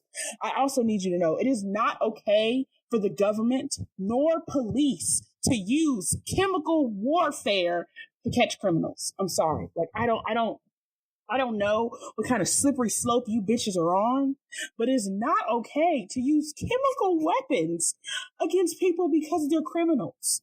Like, what are you fucking saying right now? And this is Kate Stans, mind you. This is Kate Stans, because some of you bitches are weird. And so in the same breath, you will say Jinx is not, what she did was wrong. When part of why she lost 4 parental figures. She lost her bio mommy, she lost her bio daddy, she lost Vander, and then love him or hate him, I love him. Love him or hate him, she lost Silco because that nigga raised her too. Like, and it's all of it can be trekked back to Piltover and those horrible, horrendous bitches. So she said, I'm going to bomb them. She should have bombed them again when she found out they were fucking survivors, if you ask me. Mel, I love you. Jace, I hate you. Victor, I love you. But all of y'all should have been fucking dead. She should have killed you all. Definitely. Because all of you, granted, not Victor until he started Hexcore. Well, I guess not Jason Victor until they did Hexcore shit. But everyone on that council was instrumental and complacent with what happened to Zahn. Because you could say they don't know, because I genuinely don't think most people knew the conditions in Zahn, like the exact conditions, until Caitlyn came up and was like, oh, it's terrible down there, guys. But you knew you didn't want to live there. You knew you didn't want to vacation there. And there's a reason you don't want to live there, and there's a reason you don't want to vacation there. And you also know you hate them. And you also know if you saw one in the street, you'd probably call the fucking Piltover enforcers. Block it. So you know enough. Block it. Mel, I love you, but girl, you're part of the problem. And so I've just been going through all of that, and it just makes me suffer. And then it makes me think about Arcane season 2 and how part of me wonders if that shit should have even been made. Because what do you mean we end the show with Savika joining the Piltover Council when them bitches don't even think she deserves to breathe fresh air? They think she should be breathing in the gray. What the fuck kind of change is she gonna make surrounded by 5 bitches that think she should be dead? Excuse me? It's been a lot. And it's just, I keep saying that. And it makes me think about, because there is a part of me that's like, I wish season 2 wasn't made. And there's part of me that says, I wish this show was never fucking made because some of you bitches are just too dumb. But there's a conversation going on right now about how Arcane is a centrist show at best, and also it's very much propaganda. And I agree with both of those takes. It is propaganda. Oh my god, that is so bad. Like 100% is. And people are like, how? They show the enforcers are bad, da-da-da. But it's like, I don't think, we're talking about revolution, right? And I think when you create, and this happens a lot, I can only think of Arcane right now, but there are definitely other shows, other movies, and other books that have done their quote unquote revolution this way, where you end it with Children of Blood and Bone are trying to do it. Yep. Where like revolution is ended with working with the people that fucking hate you, like that, or revolution is achieved by doing that. And it's like, no, the only people that benefits is the people that fucking hate you, because they don't actually have to face the consequences of their actions. By the end of Arcane, and this is turning into like an Arcane rant. By the end of Arcane, nothing changes for Zonites. Absolutely nothing fucking changes. Outside of the fact that the Kim Barons and my man Silco are gone. That's literally it. They still live in shit conditions. Their air is even more polluted because that bitch that with her 3Ks brought down the fucking gray. It's like things are worse for them, but you're telling your audience this is the way to go, and that happens in a lot of like, I don't know if revolutionary is the word, but like revolutionary media. Marvel is literally fucking doing it right now. The way to go is to work with the oppressor. The way to go is a peaceful protest. And the way to go is this. The way to go is that. Shit. It's terrible. I really wish it was illegal to write it because it's so fucking awful. And then you are influencing young people who are young and dumb and don't know anything about history, don't know anything about the current state of the world. And they out here talking about some, oh my God, y'all, I'm going to end it here. This is my last thing. Why does somebody send out that Jinx had to have been treated well in prison because she had a female guard and they fed her? Women can beat two guys. Women can beat the shit out of you too and abuse you. In case you didn't know. Two, food is a basic necessity.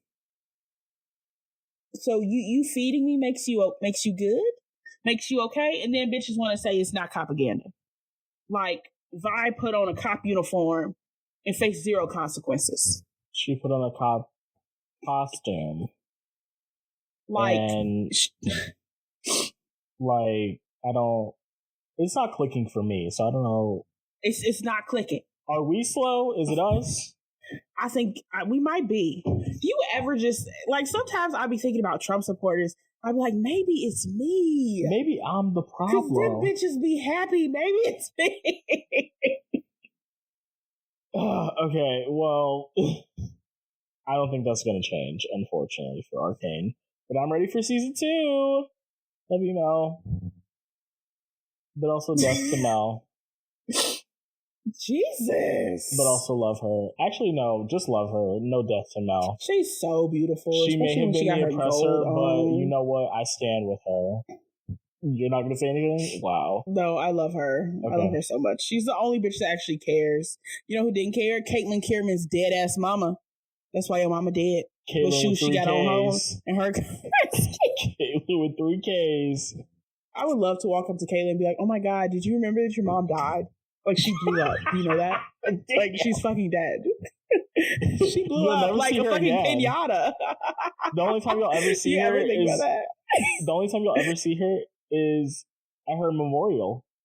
She's in pieces, bitch. Like, you can't even visit a gravesite because she blew up. You can look at a piece of metal that barely looks like her, but you'll never see her face again. And then she goes home to Vi, and I'm like, Vi, did you know, like, your girlfriend and her mother were, like, actively oppressing you and your people? Oh. Her mother thinks, well, her dead mother thinks you're like dirt under her shoe. Vi, did you really love your sister? Stop! She did. I'm not with that shit. Stop. Don't do her like that. Okay, so my shade session is a little long because I'm going to be talking about 2 people. Maybe one more thing. Oh no, I'm going to be talking about 3 people. So, let's get into the first 2 people. Chapel. This has been going on for a while, so I kind of got it out of my system, but I just want to say one thing. You built your platform on the backs of the LGBTQIA plus community. And you built your platform on actively speaking up against the Biden administration. But now that the Trump administration is in place and they're doing things that are actively hurting the LGBTQIA plus community and other subsects, you have nothing to say now. You can't educate yourself on what's going on. Bitch, you knuckle dragging bitch. Go find some business. Maybe go read a book while you're also finding some business and educate yourself because it's really not that fucking hard. You know what we call that shit? White fucking privilege. And the fact you still haven't said anything about this shit shows me that you really don't give a fuck.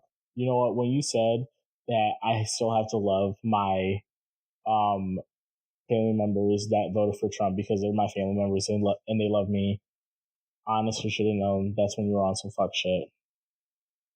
So simply educate yourself, you stupid bitch. And I know you like to get buck on people who critique you and criticize you. You will probably never see this. You will probably never hear this. But if you do hear this and you do see this and you try to buck at me, bitch, don't you ever in your life. Don't you ever in your fucking life think you can step to me. I may not be as rich as you. I may not look as good as you. but one thing I can do is read better than you. So keep it cute and keep it mute. Listen to your publicist on this one. And Keke Palmer, when this episode comes out tomorrow for your podcast, if you aren't dragging Jonathan Majors through the mud, I'm done with you. I'm done with you. You are actively giving an assaulter and an abuser a platform, and you think that's okay. I understand that white people try to bring black people down on the fucking daily, but Jonathan Majors is not the chariot you want to ride in on that on that conversation. So jump off the chariot, walk your happy ass back over to your home, and mind your business and get a better fucking person on your podcast. Because even if you are reading him, you're still giving him a platform. I was about to say, I'd go a step further and say he shouldn't be, even if he came on there and she called him all types of niggas and bitches and worthless motherfuckers, he still shouldn't be given a fucking microphone and a camera so that he could talk to bitches. It's like Jubilee. Fucking hate Jubilee. They give me heartburn. Right. Like, those bitches are fucking stupid. Keke, you're giving Jubilee, and that's sad. Because we just talked about how good your movie was a few weeks ago, and now you out here showing your motherfucking ass. Now you out here showing your fucking ass. And I know that's your fan. Clips of you defending R. Kelly. Like, girl, it's embarrassing. And girl, I know that's your country bumpkin ass family talking to you about this shit, and you're taking their word as law. Don't do it. Stop listening to the elders in your family. They're fucking stupid. Heavy on stupid. Like, please. Your grandmother was a victim. Let's say she doesn't want to do this, right? And the people she worked for is making her do this. Let's say that's 100% the case. Even in that scenario, there are times where you have to stand up and say no. Because at the very least, this is a bad decision for your career based on who your audience is. At the very least. And at the most, this is a bad decision because he's a piece of shit who abuses women, who has gotten away with the abuse of women. Because you can say, oh, he lost Marvel, this, that, and the third. And yeah, he was found guilty, this, that, and the third. This nigga is still making movies. Granted, it's shitty movies with Zeus Network. But he's still making movies.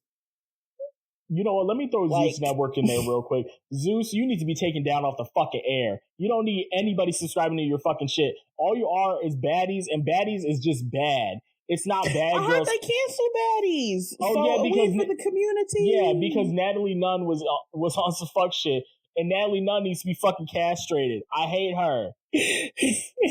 I don't understand how you're still. I don't understand how you're still singing that fuck ass lyric and you didn't know Nicki was dragging your ass. Even if my name was Nelly Nunn, these bitches still can check me. Like, cause you look like the crimson she would turn shit. to the side and be like, she said, she checked me. She said, she checked me like this. I never knew who that was until I heard the lyric and I saw her. I was like, holy fuck. And she was playing that shit constantly like 8 months after everybody had gotten over the fucking song. Who the fuck is Natalie Nunn, bitch? You're over here begging waitresses and waiters to get on the Zeus Network so you can get a check. But here's the gag, bitch. You're not getting checks that are signed from Zeus Network anymore because you got fucking fired. You know who's going to keep signing your checks, bitch, from now on? McDonald's. Jesus. Fuck you. Even if my name was... Why would Nicki say that? You are not Nene Leakes. You will not make it out there on your own. Oh. My Nene Leakes. And then my last read. I don't know why I haven't learned my lesson about Iowa barbers. I was thinking the same thing. I really don't. I really don't. But it's like it's the only thing I can do. They're my last resort, and I just don't know what to do now. So as you guys know, my last Iowa barber, he's dirty. He doesn't clean his clips, and there's bumps on the back of my head because of it. And also, he just most of the time gets my cut wrong. So I just don't go to him anymore. So my cousin, like, my hair has been in disheveled, I'm not gonna lie. And my cousin, like, twisted it up and I liked it a little bit, but, like, the sides still need to be taken down. So, I scheduled an appointment for when I got back from Chicago to Iowa. So I scheduled the appointment the night before for 3:30. And when I scheduled the appointment, I saw there was a cancellation fee attached to it. So I was like, okay, well, I'll be there by then, so I should be fine. Like, I'll have 2 hours. Actually, like, I'll have 2 hours to chill before the appointment anyway when I get there. So I get back home at 1. I leave for the appointment, and I get there at 3:20. I'm a punctual bitch. And I walk in to the place that, like, I walk into the address of the guy. I'm gonna say his fucking name, Malachi. What's his full government name? Okay, Malachi Valderrabano, whatever the fuck that is. You are on my shit list. Because tell me why when I walk into this barbershop, there's a guy standing right there cutting somebody else's hair. I'm like, is Malachi here? And he says, he doesn't work here anymore. He hasn't been here in 3 weeks. What? I scheduled an appointment with him today. He does that most of the time when he schedules people. He just doesn't show up. Oh, okay. Okay, so this is something that he does often. That's what the dude said. I said, what the fuck? So I text this motherfucker. Or no, I call him. Like 3 times. He sends me the voicemail 3 different times. And then he texts me a question mark. And then I texted, I said, hey, I'm your 3:30 appointment.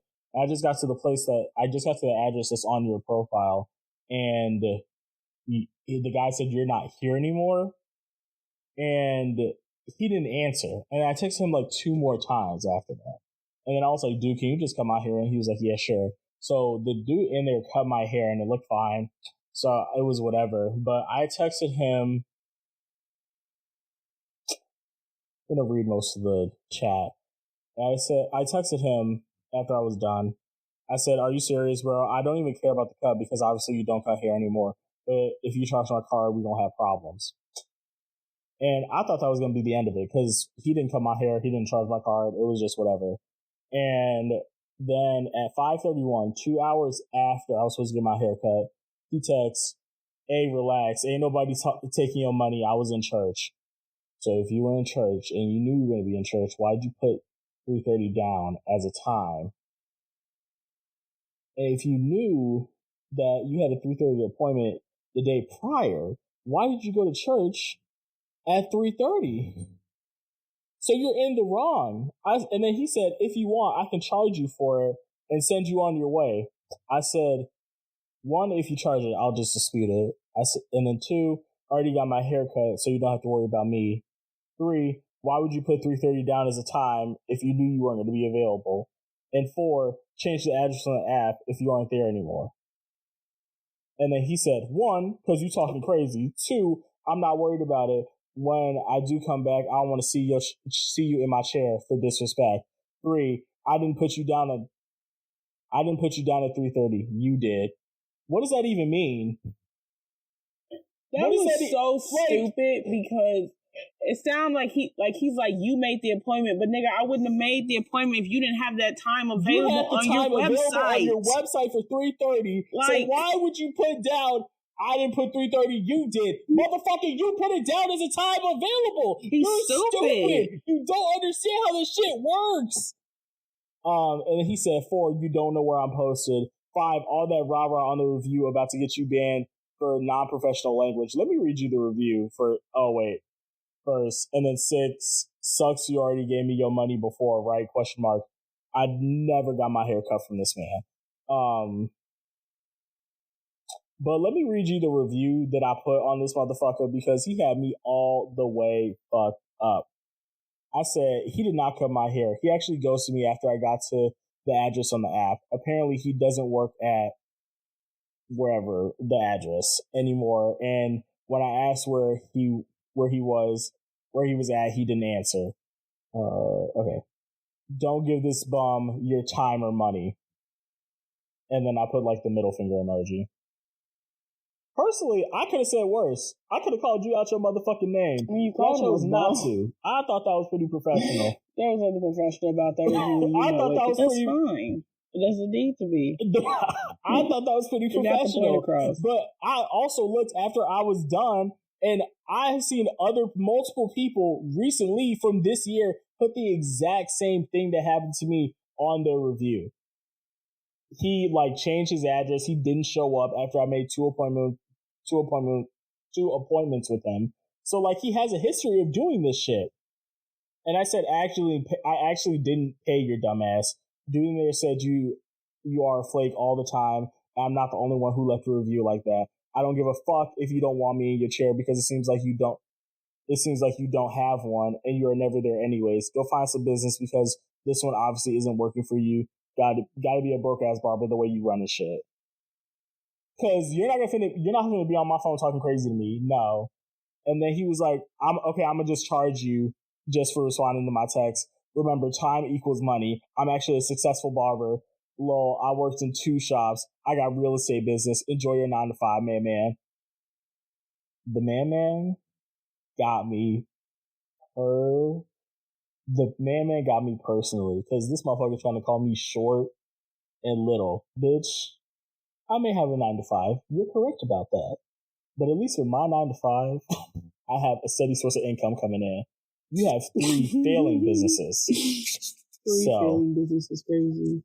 And obviously, now you have 2 because you don't even work at one of the businesses that you claim that you work at. So you're the dumbass in this situation. I said, for a successful barber, you sure are shit at scheduling, which leads me to believe that you are also a shit barber. Like I said, I'm not the only person that has had this experience. If you are as good and successful as you claim you were, you would be taking accountability for your fuck up. I suggest you seek therapy with the balance of money coming in from your failing businesses. At least with my 9 to 5, I can afford therapy, dumb bitch. And remember, you didn't have to respond. I'm just matching energy. And he didn't answer me after that because I read him succinctly and promptly. Don't you ever in your life try to come for me. And I have seen his Instagram. I did look on that bitch. And if we met in public, would he beat my ass? Absolutely. But I'm going to go down fighting. I don't give a fuck. We are too old to be fighting, talking about some if we met in public. You ain't Girl, we ain't too old for shit. Yes. We ain't too old for shit. I already told you there's people on my on-site list. Charges, bitch. We're old enough to be charged. We're too old. Well, you gonna fuck around and be like that girl that was in that track meet. Doing a fake apology to her looking stupid. That's how my weekend has been going. I got fucked up by a barber and my car fucked me over on my way to Chicago. So yeah, it's been a great weekend. As with all things, still we move. Amen.